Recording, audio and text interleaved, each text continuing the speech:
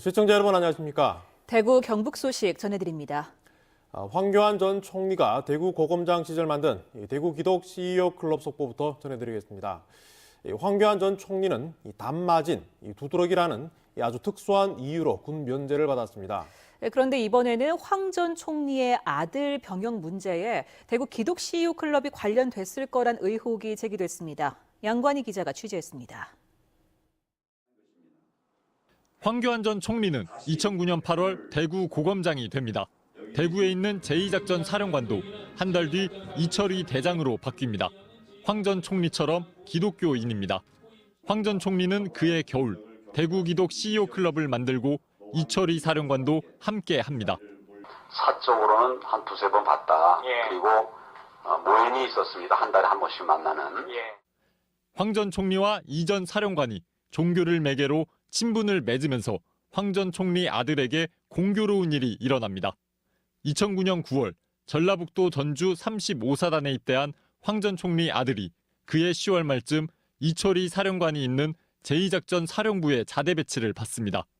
전주에서 4주 훈련을 마치고 석연찮은 이유로 일주일 동안 대기하다 대구로 이동했습니다. 주특기도 보병에서 일반 물자 저장 관리로 바뀝니다. 황 전 총리와 이 전 사령관이 대구 기독 CEO 클럽 공동 회장으로 활동하던 2010년 7월에는 행정 PC 운용으로 보직이 또 바뀝니다. 그 비율이나 확률이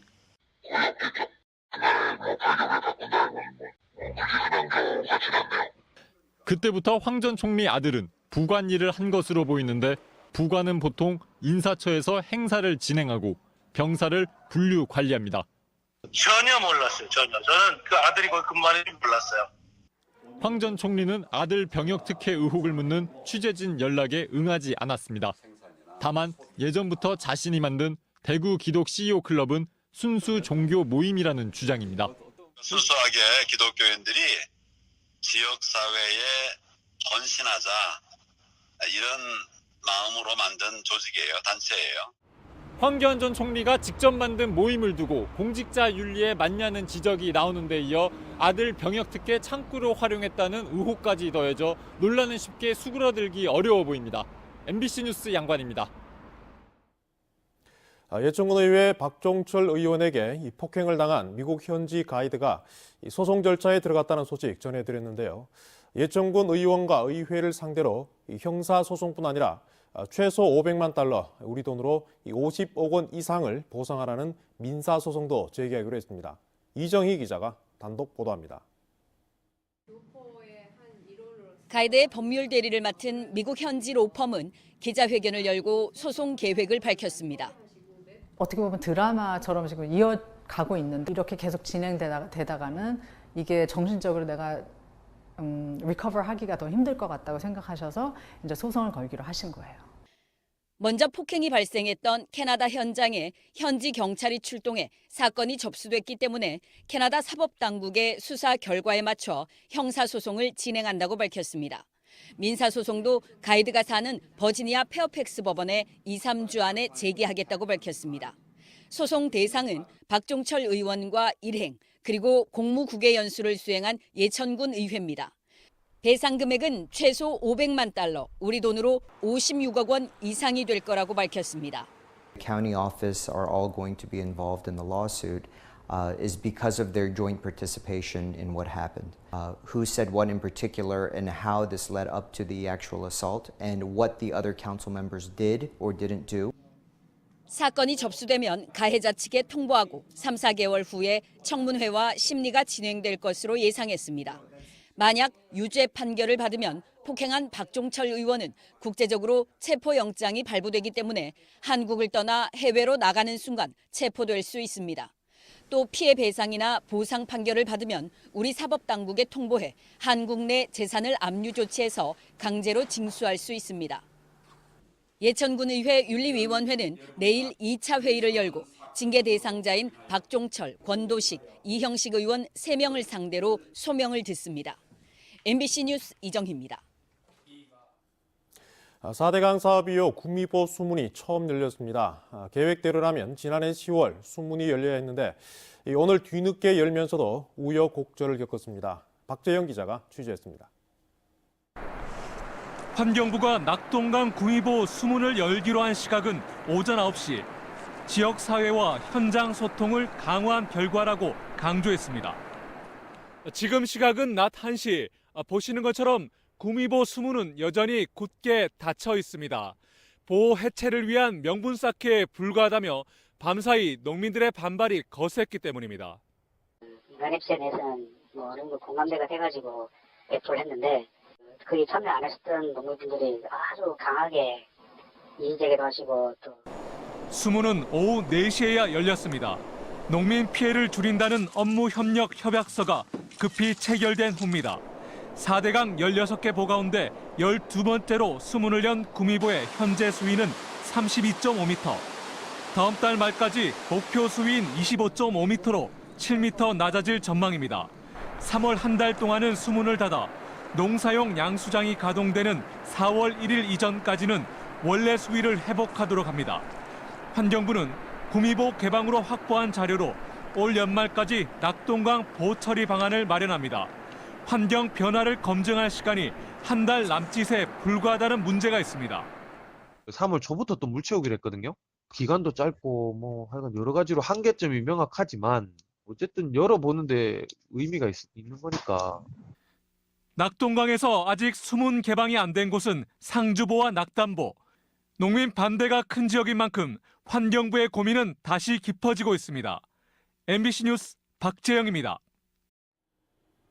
올해는 3.1운동과 대한민국 임시정부 수립 100주년입니다. 대구시는 100억 원이 넘는 돈을 들여서 뜻깊게 이를 기념하겠다는 계획인데요. 그 내용을 윤영균 기자가 취재했습니다.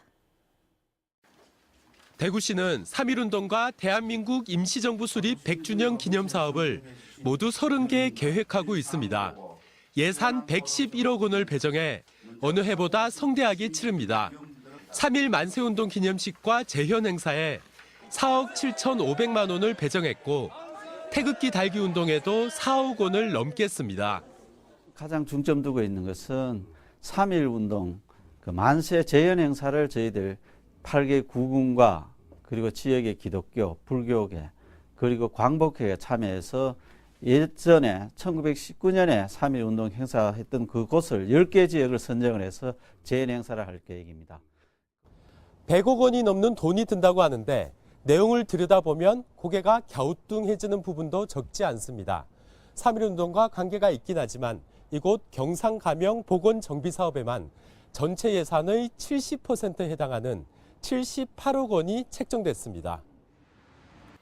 또 항일 독립운동 전시공간과 조형물에 4억 3천만 원을 쓰는데 이 금액은 생계가 어려운 독립유공자 가족에게 영구임대 아파트나 다가구 주택을 지원하는 돈과 비슷합니다. 독립유공자 대상자는 1,500여 명, 1인당 지원금은 30만 원에 불과합니다. 위안부 피해 할머니와 여성 독립운동가를 조명하는 예산도 합쳐봐야 1억 원이 안 됩니다. 눈에 보이는 어떤 그런 행사보다는 실질적으로 독립운동을 하면서 우리 가족을 돌보지 못했던 독립운동가 유족분들에 대한 그런 삶을 좀 살피는 그러한 부분과 또 일제로부터 실제 피해를 받았던 위안부 할머니들의 이런 분들께서 자긍심을 가지고 좀 살아갈 수 있도록. 대구시는 다음 달부터 뮤지컬 공연과 기념음악회, 대구 시민주간 행사 등으로 분위기 조성에 나서겠다는 계획입니다. MBC 뉴스 윤용균입니다. DGB금융그룹 김태우 회장이 대구 은행장을 함께 맡기로 하면서 10개월 은행장 공백 사태가 막을 내립니다. 하지만 조직 내 파벌 문화가 여전하고 겸직을 반대하는 목소리도 있어서 기대와 우려가 교차하고 있습니다. 윤태우 기자입니다. 김태호 회장 겸 은행장에게 주어진 큰 숙제는 뿌리 깊게 박힌 파벌 문화를 없애는 일입니다. 경북고와 대구 상고의 알력 관계가 줄서기와 보복 인사 등을 불러와 조직을 병들게 했습니다. 스스로 파벌 문화의 한 축이었던 경북고 출신이란 점에서 걱정도 있습니다. 저는 인사가 공정하고 투명하게 한다고 하면은 그건 자연스럽게 없어진다고 봅니다. 일만 열심히 잘하면 자기가 갈 수 있는 희망 갈 수 있는 일도 맡을 수 있고 보상도 받을 수 있다고. 내부 갈등도 빨리 정리해야 합니다. 대구은행 사태는 정치적 외압이 아니라 스스로 분란을 자초한 측면이 큽니다. 단합된 겉모습 이면에 서로에게 칼을 겨누는 내면이 숨어 있다는 말입니다. 명예 회복하는 데 우선적으로 신경을 써야 되고 그 직원들 사기 진작을 위해서 가지고 기업 문화를 좀 더 자율적이고 스스로 지켜야 할 약속도 있습니다. 대구은행을 바로 세우고 임기가 끝나기 6개월 전에 능력과 자질을 갖춘 행장을 내정하겠다는 약속을 지켜야 합니다. 부정비리를 방치했거나 또는 이제 연루가 됐던 분들은 퇴직하신 분이건 지금 현재 계신 분이건 누구든 청산돼야 될 대상이라고 생각을 합니다. 김태호 회장이 다음 주 화요일 대구은행장에 취임하게 되면 10개월간의 은행장 공백 사태도 막을 내리게 됩니다. 대구은행의 분란을 더 이상 방치해서는 안 되기 때문에 한시적으로 겸직을 허락하겠다는 지역의 여론을 무겁게 받아들여야 할 것으로 보입니다. MBC 뉴스 윤태호입니다. 어제 예천에서 60대 남성이 멧돼지 공격을 받아 숨지는 사고가 발생했습니다. 멧돼지 공격으로 인한 사망사고는 3년 만인데 서식 밀도는 전국적으로 증가하고 있습니다. 최보규 기자가 보도합니다. 인적이 드문 산속, 이곳저곳에 패딩용 깃털이 흩어져 있고 바닥에는 핏자국도 보입니다. 어제 오후 7시쯤 이곳 야산에서 예천군 주민 66살 노모 씨가 멧돼지에 물려 숨진 채 발견됐습니다. 고추 농사에 쓸 버팀목을 구하러 산에 올라간 노 씨가 3시간이 지나도 연락이 없자 수색에 나선 마을 주민이 발견한 겁니다. 사고 현장입니다. 멧돼지의 공격을 받은 남성은 이곳에서 옷가지가 찍힌 채 발견됐습니다. 폐를 이제 집중적으로 공격받아서 돌아가신 것 같아요. 움츠린 그렇게 이제 발견됐죠. 현장에 가장 먼저 도착한 마을이장은 불과 5m 떨어진 곳에서 150kg이 넘는 멧돼지를 목격했다고 말했습니다. 서너 차례 더 공격을 하더라고. 나도 막 밀고 지도 밀고 살아오만성 받는 멧돼지 중에서는 그만한 것만 처음 봤어요. 수시로 출몰하는 야생동물에 사람을 공격하는 일까지 생기자 마을 주민들은 불안함을 감추지 못합니다. 사람도 이래놓으면 무사하지 왜 살동세포이노. 국내 멧돼지 서식 밀도는 해를 거듭할수록 높아지는 추세입니다. 100헥타르당 멧돼지 서식 밀도는 2009년 3.7마리에서 2017년 5.6마리로 8년 만에 1.5배 이상 증가했습니다. 그중에서도 경북도 내 멧돼지 서식 밀도는 7.4마리로 전국 평균을 크게 웃도는 수준입니다. 경상북도는 매년 10,000마리 이상의 멧돼지를 포획하고 있지만 피해 방지를 위한 근본적인 대책은 되지 못하고 있습니다. MBC 뉴스 최복입니다. 경북시장 군수협의회는 오늘 이철우 경북도지사와 함께 SK하이닉스 구미 유치를 위한 공동성명을 발표했습니다. 협의회는 구미의 반도체 특화 클러스터를 조성하는 것을 전폭적으로 지원하기로 약속하고 정부에는 수도권 공장 총량제 준수를 촉구했습니다. 대구시도 SK하이닉스 유치는 대구의 일이기도 하다며 경상북도와 함께 인재 양성 프로젝트를 가동해 SK하이닉스 관련 전문 인력을 우선 양성하기로 했습니다. 구미시에서는 공단터 99만 제곱미터를 장기 임대하고 더 필요하면 공장 용지 230만 제곱미터를 공급하는 안을 제시하고 있습니다. 대구 MBC 시청자 위원들은 최근 대구 MBC의 보도가 성역 없는 비판, 심층적이고 지속적인 보도 기조를 유지하는 점에서 긍정적으로 평가하면서도 취재 영역을 다양화해야 한다고 요청했습니다. 또 시청자들의 몰입도를 높일 수 있도록 주제 선정과 연출에 변화를 가져와야 하며 SNS를 적극 활용해 시대 흐름을 반영해달라고 요구했습니다. 오늘 시청자위원회에서는 각계 전문가 7명이 시청자위원회에 새로 위촉돼 대구 MBC 프로그램에 대한 비판과 건의를 했습니다. 지난해 말 대구 검찰청 로비에서 농성을 벌인 아사히글라스 해고자 11명이 형사 입건됐습니다. 대구 수성경찰서는 지난해 12월 말 검찰청 입구에서 집회한 11명에게 공동퇴거 불응 혐의를 적용해 불구속 입건한 뒤 검찰에 송치했습니다. 이들은 아사히글라스 불법 파견을 고소한 지 3년 5개월이 지났지만 검찰이 수사를 마무리 짓지 않는다며 검찰청 로비에서 7시간 농성을 했습니다. 아사히 비정규직 지회는 지난 22일부터 검찰 청사 앞에서 천막 농성을 재개했습니다. 보건당국은 수성구 한 산후조리원에 머물던 신생아 6명이 RSV 확진 판정을 받았다고 밝혔습니다.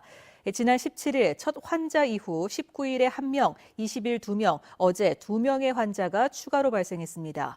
해당 조리원은 폐쇄 조치됐고 확진 판정을 받은 신생아들은 격리 치료를 받고 있습니다. 대구 달서구 산후조리원에서도 신생아 41명이 RSV 확진 판정을 받았지만 추가 환자가 발생하지는 않고 있습니다. 한수원 여자축구단 성폭력 논란을 조사 중인 축구협회는 여자축구단 선수들을 면담한 결과 하모전 감독으로부터 피해를 본 선수가 추가로 한두 명 더 있는 것으로 나타났다고 밝혔습니다. 또 한수원이 지난 2016년 9월 여자축구팀 감독 채용 당시 하전 감독의 여자대표팀 성희롱 전적을 축구협회 등으로부터 전달받고도 하씨 채용을 강행했다는 주장이 나와 논란이 되고 있습니다. 이에 대해 한수원은 2016년 채용 당시 축구협회에서 성희롱과 관련된 내용은 전달받은 적 없다며 의혹 내용을 부인했습니다. 이어서 희망 2019 나눔 캠페인에 성금을 보내주신 분들입니다. 주식회사 KN테크 구복순 대표가 2,500만 원, 성주군 월앙 농공단지 협의회 박회국 회장과 회원 일동이 200만 원, 성주군 초전면 덕산 MNC에서 100만 원, 주식회사 동아필름의 박회국 대표가 100만 원, 성주군 월앙면 섬광사 추모공원에서 100만 원을 보내주셨습니다. 모두 고맙습니다.